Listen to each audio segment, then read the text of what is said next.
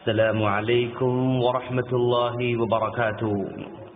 ناظرین، ماہ ربیع الاول میں لوگ جگہ جگہ عشق رسول کے نام پر گنبد خضرا کا ماڈل بنا کر سڑکوں پر چوراہوں پر رکھتے ہیں اور اپنی جھوٹی محبت کا اظہار کرتے ہیں۔ چلیے ہم گنبد خضرا کی مختصر سی تاریخ بتانے جا رہے ہیں۔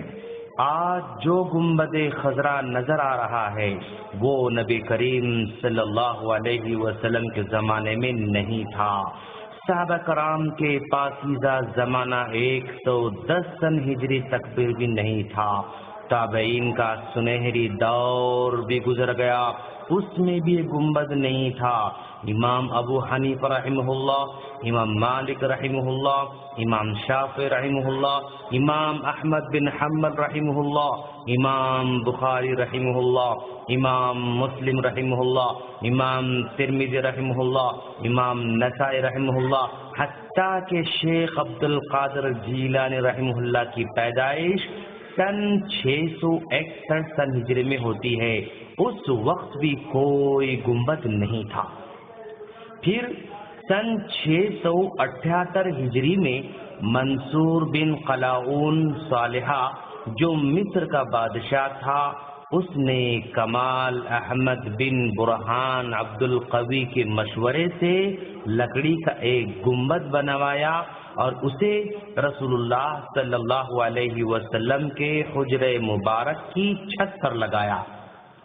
اس وقت کے علماء اس بادشاہ کو روک نہ سکے، مگر انہوں نے اس کام کو بہت برا سمجھا، اور جب یہ مشورہ دینے والا کمال احمد معزول کیا گیا تو لوگوں نے اس کی معزولی کو اللہ کی طرف سے اس کے اس کام کی پاداش شمار کیا۔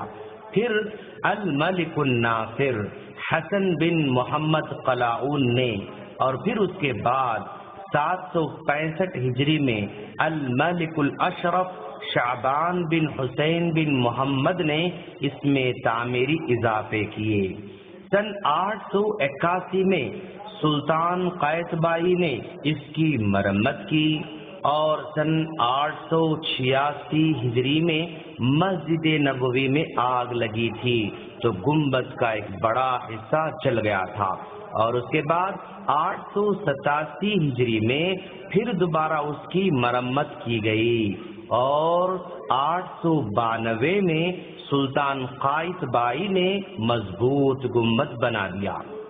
پہلے اس گنبد کا رنگ مٹیالہ تھا، پھر اس گنبد کا رنگ سفید بنا دیا گیا، اور پھر اس کے بعد اس گنبد کا رنگ نیلا بنایا گیا، اور اس کے بعد سن 1253 ہجری میں سلطان عبد الحمید عثمانی نے سبز رنگ لگا دیا، اور آج تک بھی وہی رنگ جاری ہے۔ تاریخ میں جیسے جیسے رنگ بدلتے گئے اس گنبد کا نام بھی بدلتا گیا۔ جب یہ گنبد نیلا تھا تو قبۃ الزرقاء کہا جاتا تھا، جب یہ گنبد سفید تھا تو قبۃ البیضاء کہا جاتا تھا، اور اب جب کہ یہ گنبد سبز ہے تو گنبد خضرا یا قبۃ الخضرا کہا جا رہا ہے۔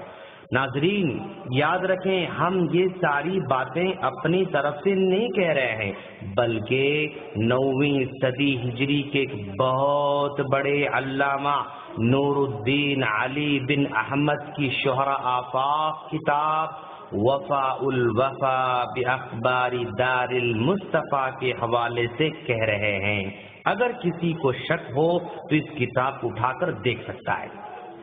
اس تاریخ سے پتہ چلا کہ روضہ رسول پر لگ بھگ 650 سال تک کوئی گنبد نہیں تھا، یعنی سیدھے سیدھے صحابہ کرام کے زمانے میں نہیں تھا، تابعین کے زمانے میں نہیں تھا، تبع تابعین کے زمانے میں نہیں تھا، امام ابو حنیفہ رحمہ اللہ کے زمانے میں نہیں تھا، امام مالک رحمہ اللہ کے زمانے میں نہیں تھا، امام شافعی رحمہ اللہ کے زمانے میں نہیں تھا، امام احمد بن حنبل رحمہ اللہ کے زمانے میں بھی نہیں تھا، ائمہ و محدثین کے زمانے میں نہیں تھا۔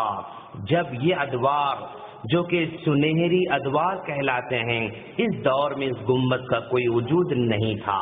گویا 650 سال کے بعد بادشاہوں نے گنبد کی تعمیر کی، حالانکہ نبی کریم صلی اللہ علیہ وسلم نے قبروں پر عمارت تعمیر کرنے سے، گنبد بنانے سے صاف منع فرمایا ہے۔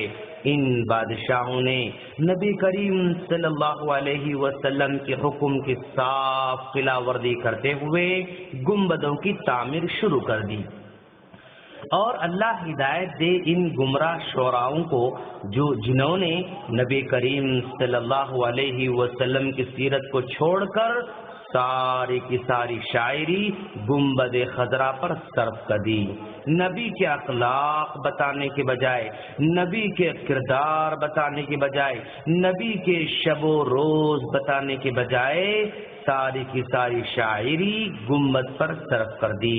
لوگوں میں نبی کریم صلی اللہ علیہ وسلم سے محبت کا طریقہ سکھاتے تو کتنا اچھا ہوتا، لیکن ایسا کچھ نہیں کیا۔ ساری کی ساری محبت کا محور گنبد خضرا کو بنایا گیا، اور پوری شاعری صرف گنبد کے اطراف گھومتی نظر آتی۔ جس طرح عقل کے اندھوں نے نبی کریم صلی اللہ علیہ وسلم کے سائے کا انکار کیا تھا، اسی طرح ان جاہلوں نے گنبد خضرا کے سائے کا بھی انکار کر دیا، اور آج کل اسے کافی نشر کیا جا رہا ہے۔ جا بجا اس طرح کی کلپس ہمیں مل رہی ہیں۔ اس سلسلے میں بعض بھولے بھالے لوگ بھی شک میں پڑ جاتے ہیں، اور وہ سمجھتے ہیں کہ گنبد خضرا کا بھی سایہ نہیں ہے، اور اس وجہ سے ہے کہ میلادی بھائیوں کی عمارت نمائش، جھوٹ، غلو اور شرک و بدعات پر کھڑی ہوئی ہے۔ اگر یہ نمائش نہ کریں تو حقیقت سے پردہ اٹھ جائے گا، یہ اگر جھوٹ نہ بولیں تو ان کے اپنے بھی ساتھ چھوڑ جائیں گے، اگر یہ ملمہ سازی نہ کریں تو عوام پر ان کا بطلان واضح ہو جائے گا، اگر یہ غلو نہ کریں تو نبی کے نام پر ان کا دنیاوی کاروبار بند ہو جائے گا، اگر شرک کی تبلیغ نہ کریں آمدنی بند ہو جائے گی۔ اسی لیے یہ بیچارے گنبد خضرا کا سہارا لے کر عوام کو دھوکہ دیتے رہتے ہیں۔ ہم اللہ سے دعا کرتے ہیں کہ باری تعالیٰ تو ہم تمام کو دین کی صحیح سمجھ عطا فرما، آمین۔ السلام علیکم ورحمۃ اللہ وبرکاتہ۔